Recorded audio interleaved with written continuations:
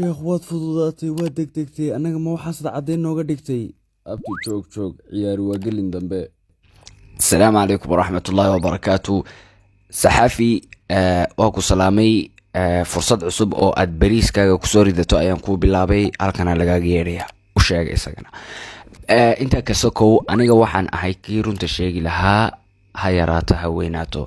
Samiixa Khaliil markii hore waan ka qalay waxa isdhahay waa gabadh sidaas oo dhan ha u sii magaranaysaa dulaynin oo sidaas oo dhan magaranaysaa beerta ha u sii gelinin, laakiin maadaama xitaa wax kale iska dhaafa anigoo nin rag ah ay igu tilmaantay dil bal ila arka cadeymahan aan ka keenay magaranaysaa Samiixa Khaliil. halkan uga jeedaan waa Samiixa Khaliil historygeeda Instagram-ka. maalmihii aan sheegay inaan caddayn ku keeni doono kadib waxa ay soo saaratay historygeeda ishaas.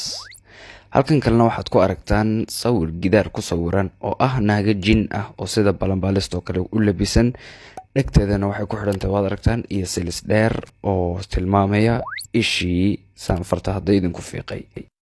waxay tiri maadaama sadaqa u ururiyay dadkayga ayuu ninkaasi igula coloobay. kugulama coloobin, sadaqa u ururi waa camal wanaagsan oo la sameeyo, laakiin se anigu camaladaada xun ayaan banaanka keenayay ee aad dadka ku sexrayso.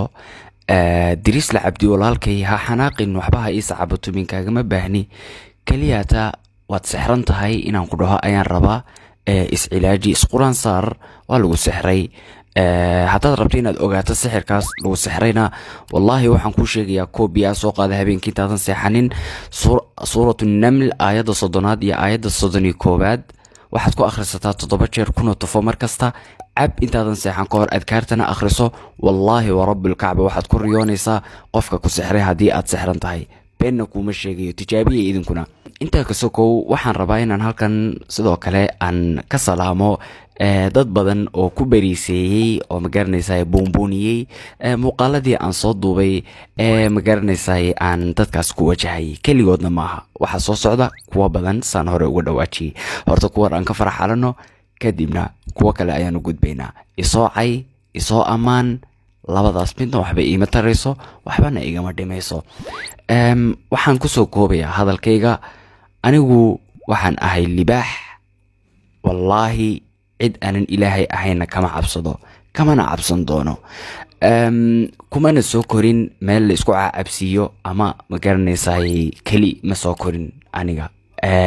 garab waan haystaa, ilaahay subxaanahu wa tacaala ayaana garabkayga ah ka sokow dadkayga. haddaad leedihiin Samiixa Khaliil waxaad ugu dhegan tahay waa gabadh ogaadeena saasa, waa inadeertay. iyadoo inadeertay ah haddana xaqo inadeer iyo inaabti ma yaqaano. hore u socda ku salay nebiga. cadeymaha labaad ee aad sugaysaan hadda xilligay idiin tahay oo noori.